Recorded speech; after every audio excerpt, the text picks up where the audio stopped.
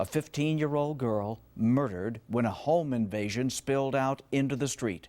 That is the sad story playing out in a murder trial in Pima County Court today.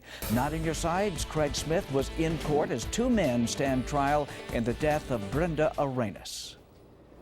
Brenda Arenas was shot to death right in front of her mother and in front of her younger sister. Three suspects spent 2 years on the run until the drug smugglers they worked for decided that a crime like that made them bad for business and that they should turn themselves in.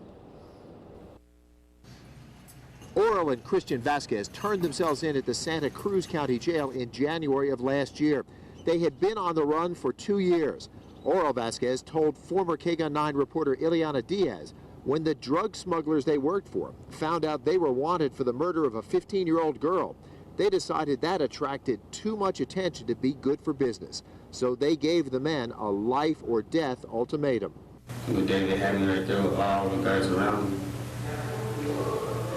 they told me it's always between you dying or between you going and turn yourself in. So I just said, turn myself in. They came and dropped me right at the end of the line, walked myself. In short statements before jury selection, the prosecutor said 3 men were pulling off a home invasion. When they heard a car driving up, they ran up, tried to stop the car, and one of the men fired a shot through the glass. That shot hit 15-year-old Brenda Arenas in the head. She died as her mother and younger sister watched. In our jailhouse interview, the men said they were innocent. Now in court, defense attorneys for Oral Vasquez and his brother Christian are saying there is no evidence to link the men to the attack. The attackers wore masks. There are no fingerprints or DNA matches. They say prosecutors are basing their case on the testimony of this man, Juan Carlos Leon, the third man who even the drug lords wanted behind bars. Since this interview, prosecutors allowed him to plead guilty to a lesser charge in return for his testimony. But defense attorneys told the potential jurors Leon's testimony is bought and paid for with the plea bargain, so it cannot be trusted.